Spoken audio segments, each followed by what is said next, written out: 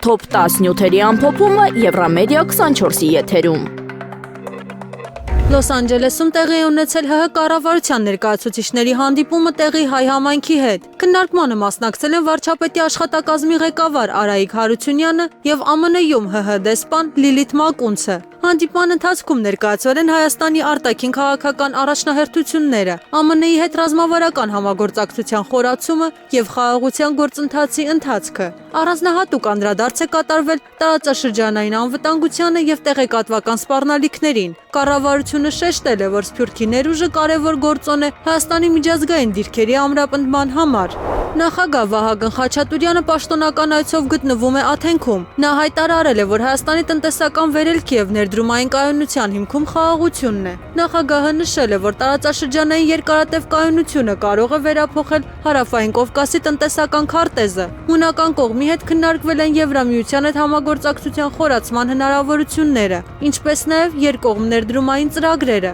Խաչատուրյանը շեշտել է, որ Հայաստանը պատրաստ է նոր փուլ սկսել միջազգային գործընկերների հետ, հենվելով փոխադարձ վստահության վրա։ Խաղաղության խորհրդի նիստից առաջ ԱՄՆ նախագահ Դոնալդ Թրամփը հիշել է Վաշինգտոնում Հայաստանի եւ Ադրբեջանի առաջնորդների հանդիպումը։ Նրա խոսքով սկզբում կողմերը զգուշավոր էին, սակայն մեկ ժամ անց արդեն մտերմացել էին։ Ելույթի ավարտին Թրամփը ծափահարել է Նիկոլ Փաշինյանին եւ Իլհամ Ալիևին, նշելով, որ նրանք կարող են հպարտանալ իրենցով։ Դրանից հետո երկու առաջնորդները միմյանց ձեռք են սեղմել։ Դրվագը դիտարկվում է որպես խորհրդանշական քայլ խաղաղության գործընթացում։ Շվեդիայի ԱԳ-նախարար Մարիա Մալերստեներգարդը հայտարարել է, որ Ստոկհոլմը շարունակում է աջակցել Հայաստանի ժողովրդավարական բարեփոխումների եւ Եվրամիության հետ ինտեգրմանը։ Նշվել է, որ աջակցությունը ներառում է դատաիրավական բարեփոխումներ, կառավարման թափանցիկության բարձրացում եւ տնտեսական համագործակցություն։ Եվրոպական կառույցների հետ սերտ համագործակցությունը դիտարկվում է որպես Հայաստանի արտաքին քաղաքական առաջնահերթություն։ Եվրամիություն Հայաստան առաջիկա գագաթնաժողովը կարող է դառնալ նոր ռազմավարական փուլի սկիզբ։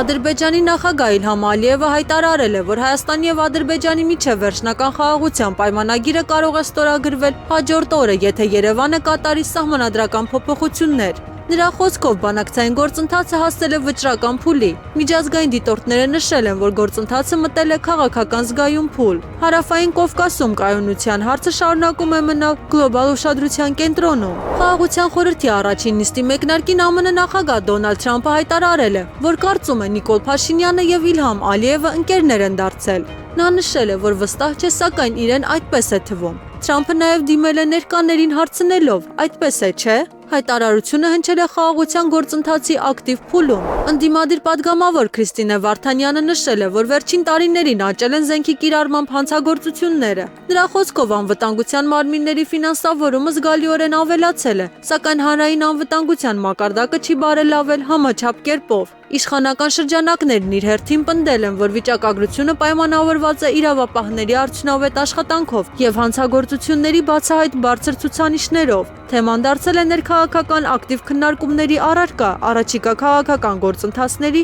եւ հասարակական վստահության համատեքստում։ Վարչապետ Նիկոլ Փաշինյանը մասնակցել է Վաշինգտոնում կայացած խաղաղության խորհրդի առաջին նիստին։ Նախաձեռնությունը կազմակերպվել է ԱՄՆ նախագահ Դոնալդ Թրամփի հովանու ներքո եւ նպատակ ունի խթանել գլոբալ հակամարտությունների խաղաղ կարգավորումը։ Հայաստանը ներկայացրել է իր դիրքորոշումը տարածաշրջանային անվտանգության, սահմանների բացման եւ տնտեսական համագործակցության վերաբերյալ։ Քննարկվել են նաև Հարավային Կովկասում կայունության ամրապնդման գործիքները։ Մասնակցությունը դիտարկվում է որպես Երևանի միջազգային ակտիվության ուժեղացման քայլ։ Ֆրանսիայի նախագահ Էմանուել Մակրոնը մայիսի 4-ին կժամանի Հայաստան, մասնակցելու Երևանում կայանալիք Եվրոպական քաղաքական համայնքի 8-րդ գագաթնաժողովին։ Նա Երևանում կմնա 2 օր եւ կունենա երկկողմ հանդիպումներ ՀՀ բարձրագույն ղեկավարության հետ։ Սա Մակրոնի առաջին այցն է Հայաստան 2008 թվականից հետո, երբ նա մասնակցել էր ֆրանկոֆոնիայի գագաթնաժողովին։ Գագաթնաժողովին սպասում է մի շարք եվրոպացի առաջնորդների մասնակցություն, ինչը Երևանը դարձնում է կարևոր դիվանագիտական հարթակ։